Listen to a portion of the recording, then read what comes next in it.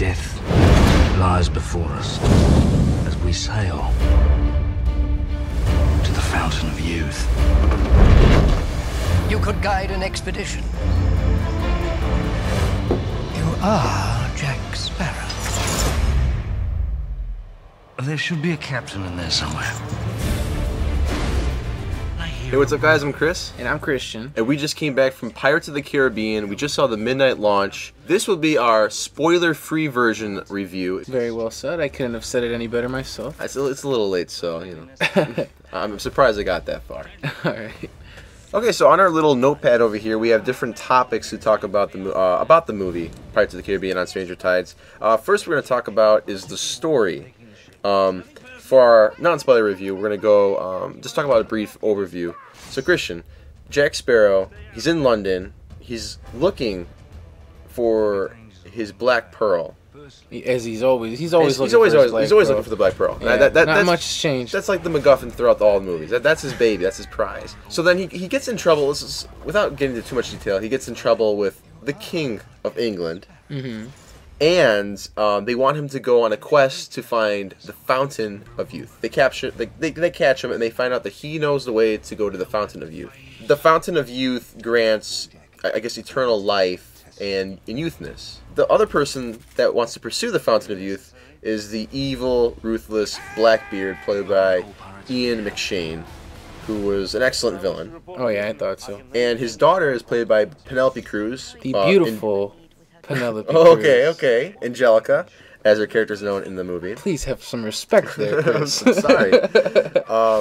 Who had a relationship with Johnny Depp's character, Jack Sparrow, in the past. So there's a little love connection there. And some of the other supporting characters returning was Gibbs from Pirates 1, 2, and 3. Of course, Ian McShane. Jeffrey Rush playing Barbossa. He's back, and he's kind of switched. You know, he's on the good side, but is he? I don't know. You can never really trust a pirate. You can't especially Barbossa. You can't really trust the guy. And then there's Sam Claflin. I'm not sure if I'm saying that right. Who plays kind of a missionary? He's a young religious guy. His name is Philip in the story. And then there's also mermaids that are introduced in this story. And the main mermaid, who's Philip's love interest, is Serena. Now, we're not spoiling too much here. This is pretty much everything you can kind of gather from the trailer that has been showed all over TV and on the internet and everything like that. So that kind of covers the brief outline of the story and some of the characters. Everyone knows Jack Sparrow and Barbossa, and we have this whole slew of new characters, and they're all out to get the Fountain of Youth, which grants eternal life. In essence, we're all looking for that Fountain of Youth. We all want to live forever. We all are looking for that Fountain of Youth. So, the cinematography, what we're talking about in the car ride home was that there's a new director. For this movie. Yes, Gorby Verbinski directed Pirates 1, 2, and 3. He did an excellent job with those movies. As you know, we're both big fans of the trilogy. And then when I heard Rob Marshall was directing this movie, I was sad that Gore wasn't coming back, but I knew that Rob was very, very talented. He directed 9, which you and I were talking about, which also stars Penelope Cruz, and he's a very, very artistic talent. Yeah, you said, and I also noticed that you know, the shots were different from 1, 2, and 3, and a lot more vibrant colors, as you pointed. It was very warm. The color palette, everything was. And I was saying, every shot was like a photograph or a painting. It was so artistically done.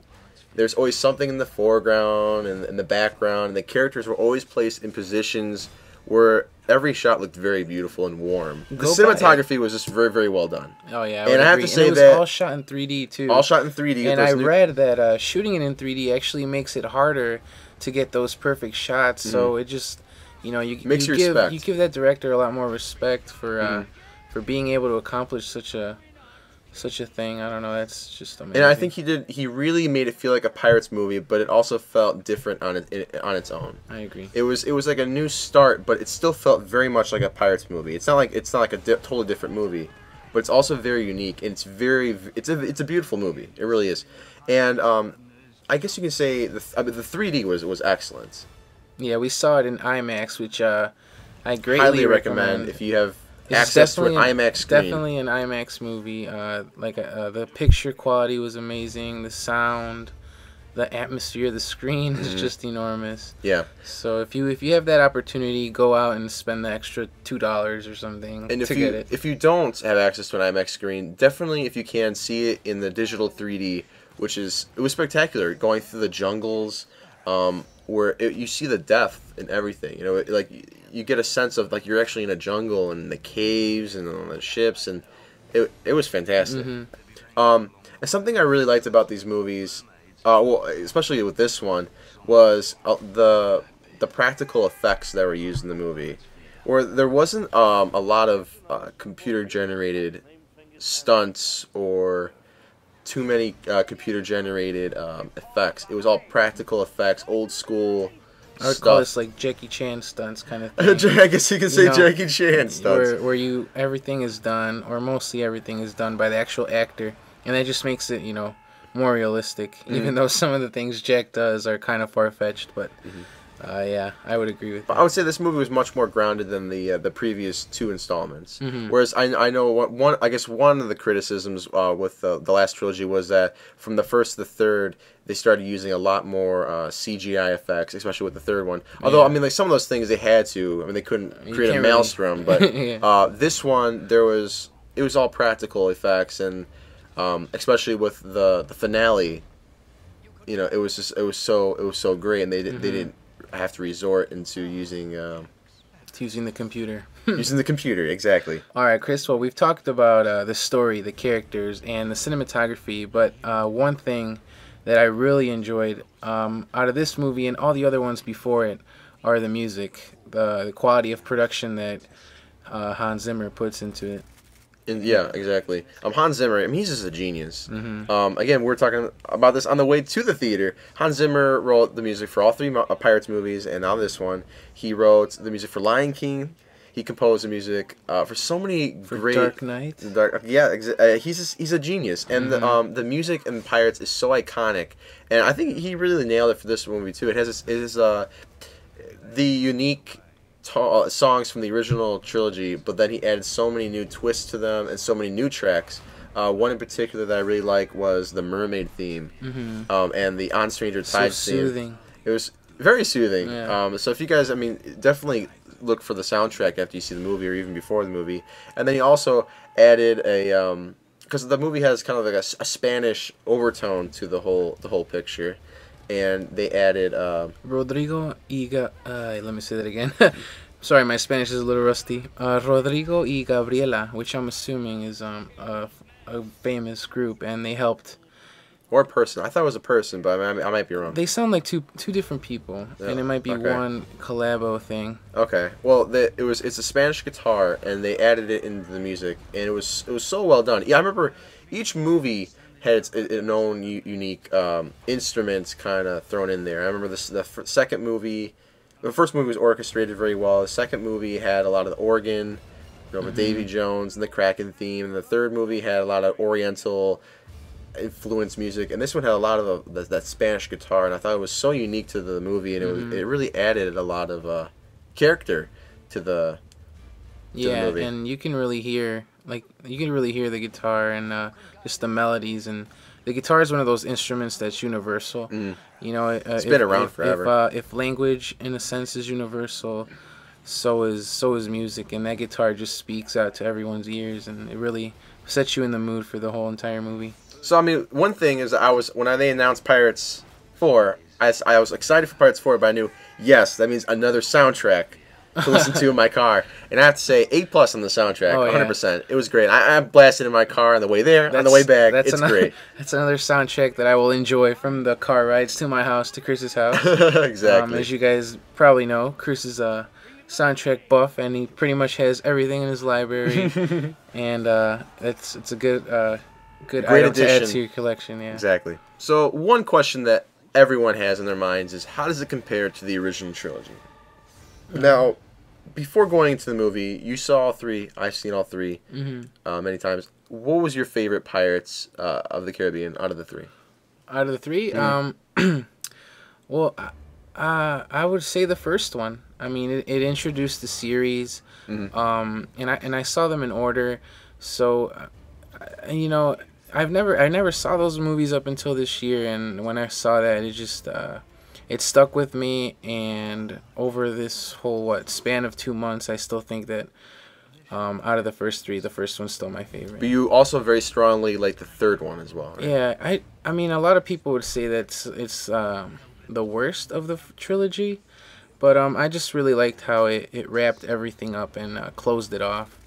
You know, and I think it did that pretty well. Whether some people say it's confusing and they didn't really explain it well, but you know, I'm not a critic, and I still say I like the third one over the second. I think people just say it's confusing just because it was written so well, and there's so much mythology in it that it's.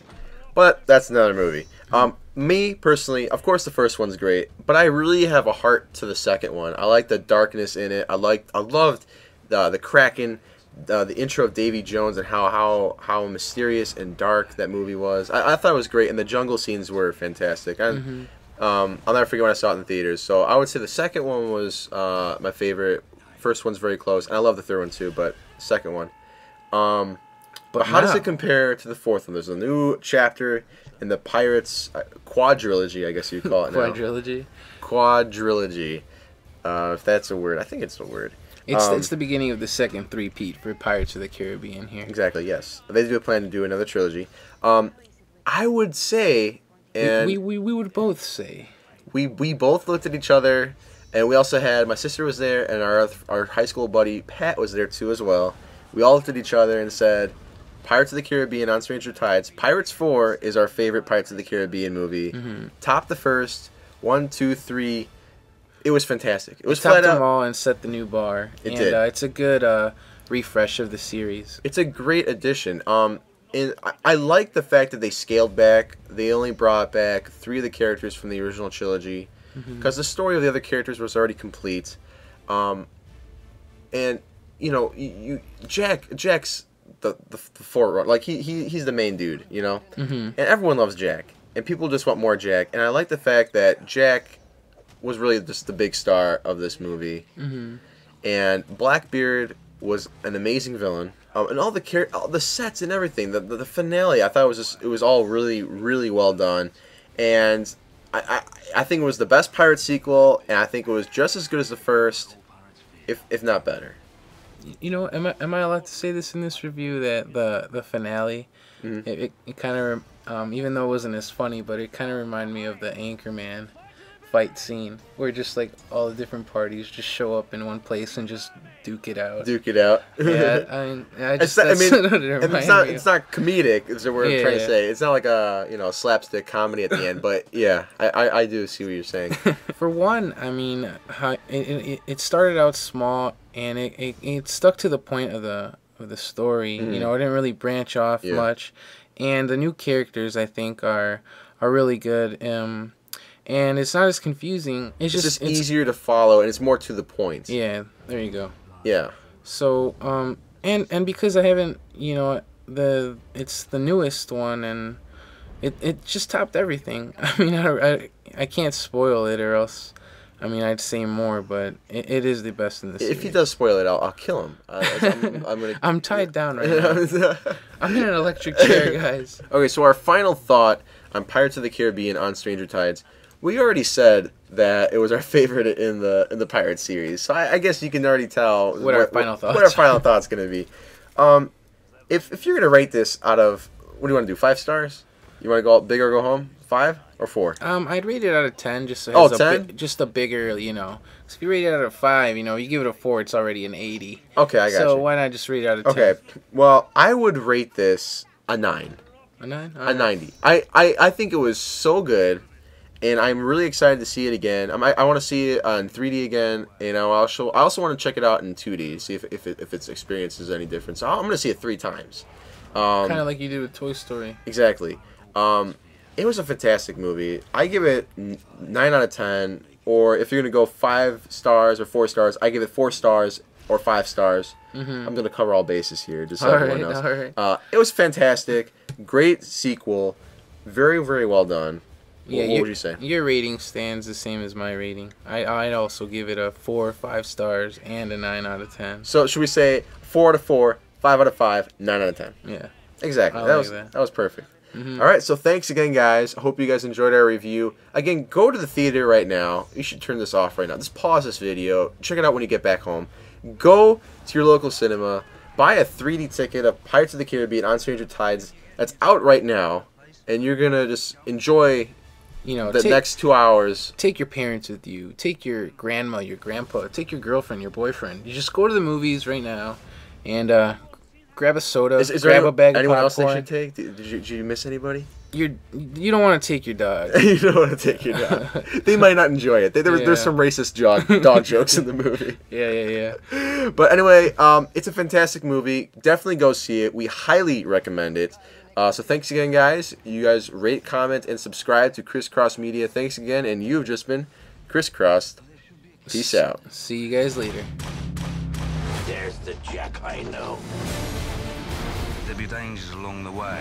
Firstly, mermaids, zombies, Blackbeard, the pirate all pirates fear. Captain, I wish to report a mutiny. I can name fingers and point names. Perfect. Steady as she goes. We've fallen behind. Fight to the bitter end! Bring the mermaid! You're killing her. I am a bad man.